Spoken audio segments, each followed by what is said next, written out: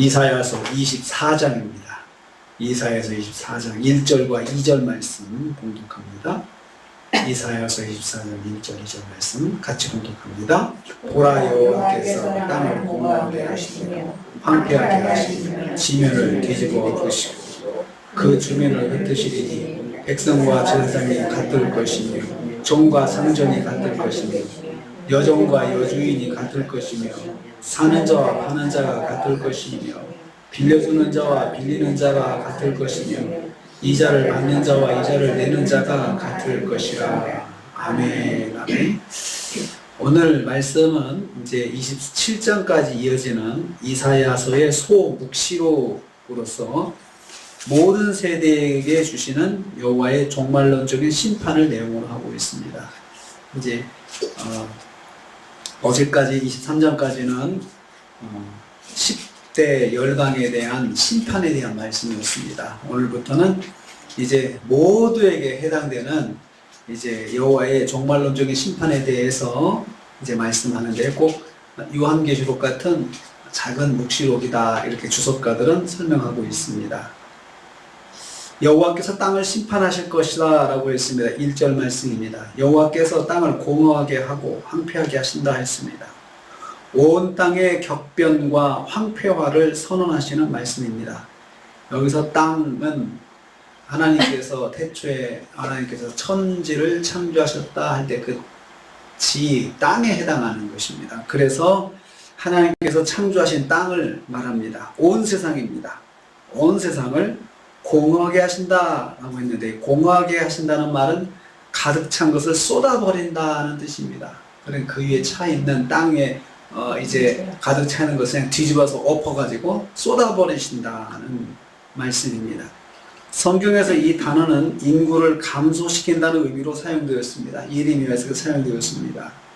여호와께서 하신다는 말씀입니다. 이러한 일은 여호와가 주체가 되어서 하실 것임을, 이루실 것임을 예언하고 있습니다. 공허하게 하신다, 이 말은 분사형으로 되어 있는데 현재 진행형으로 말하고 있습니다. 지금 하나님께서 공허하게 만드신다 이런 뜻인데, 사실은 지금 되는 것이 아니거든요. 앞으로 될 일인데 현재 진행형으로 분사형으로 말한 것은 반드시 일어난다는 거죠. 하나님께서 반드시 이 일을 이루신다는 것을 강조하고 있습니다. 온 세상의 주권자이신 여호와께서 온 세상을 심판하신다는 말씀입니다. 두 번째로 여호와께서 지면을 뒤집어 엎으실 것이다. 1절 후반부입니다. 지면을 뒤집어 엎는다라고 했습니다. 이 말은 온 땅의 격변과 황폐화로 인해서 일어날 일에 대해서 말씀합니다. 사람이 거주할 수 없을 정도로 환경이 변화될 것을 의미합니다. 마치 노아 홍수 때와 같은 전 세계적인 총체적인 심판을 말합니다. 홍수가 거치고 나서 노아가 발을 땅에 디뎠더니 세상이 다 뒤집어졌습니다. 다 변했잖아요. 있던 것이 다 없어지고 새롭게 된 것이죠. 엎으신다는 말도 예언적 완료형으로 되어 있는데 반드시 이루실 것을 강조하고 있습니다. 심판의 말씀은 현재 선포되지만 이미 하나님의 계획 가운데 완성된 것이기에 반드시 이루어질 것을 말씀하고 있습니다. 그래서 앞으로 일어날 일을 완료형으로도 표현을 했습니다. 이것은 이미 하나님이 계획을 하셨고 이미 마음에 다 끝냈어요. 그래서 이건 변하지 않고 반드시 일어날 일이기 때문에 완료형으로 딱 끝내놓고 시간이 될 때 언젠지는 모르지만 하나님께서 이루신다라고 강조하고 있습니다. 세 번째로 세상의 모든 사람들을 흩어버리실 것이다 했습니다. 1절 세 번째 부분입니다. 여호와께서 그 주민을 흩으실 것이라 라고 했습니다. 흩으신다는 말은 바벨탑 사건과 관련돼서 사용된 말입니다. 바벨탑 때 사람들을 사방에 흩으신 것처럼 그처럼 흩어버리신다. 사방으로 흩어버리신다는 뜻입니다. 바벨탑 사건으로 한 곳에 모인 사람들의 언어를 혼잡하게 하심으로써 지면의 사방으로 흩어버리셨던 것을 연상하게 합니다. 그때 사람들이 왜 그 심판을 받았습니까? 바벨탑 사건에서 일어날 때 그 당시 사람들은 여호와께까지 높아지려고, 여호와보다 높아지려고 교만을 부리다가 그 심판을 받았습니다. 하나님처럼 높아지고자 애쓸 것으로 인해서 여호와께서 그 교만을 행하는 자들을 산산이 조각내 흩어버리실 것이라는 말씀입니다. 그래서 말세에도 사람들이 범하는 큰 범죄는 교만입니다. 교만.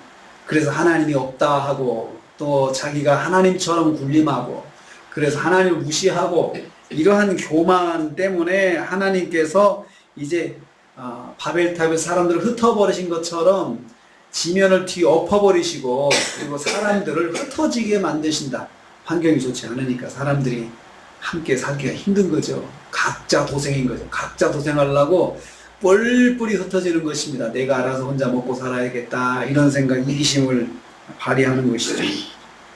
그때는 사회적 지위를 가리지 않고 그 다음에 인종을 가리지 않고 빈부와 노소를 가리지 않고 포괄적으로 공평하게 여호와께서 심판을 진행하신다는 것입니다. 백성과 제사장, 종과 상전 가리지 않고 여종과 주인을 가리지 않고 이자 받는 자와 이자 내는 자를 가리지 않고 빌려주는 자와 빌리는 자를 가리지 않고 누가 더 뭐 불쌍하네 이런 거 가리지 않고 모두가 다 공평하게 하나님의 심판 가운데 있다는 것입니다. 그러니까 그 당시에는 제사장들조차도 하나님의 심판의 대상인데 그들도 역시 교만 가운데 있어서 백성하고 다를 바가 없다는 것입니다.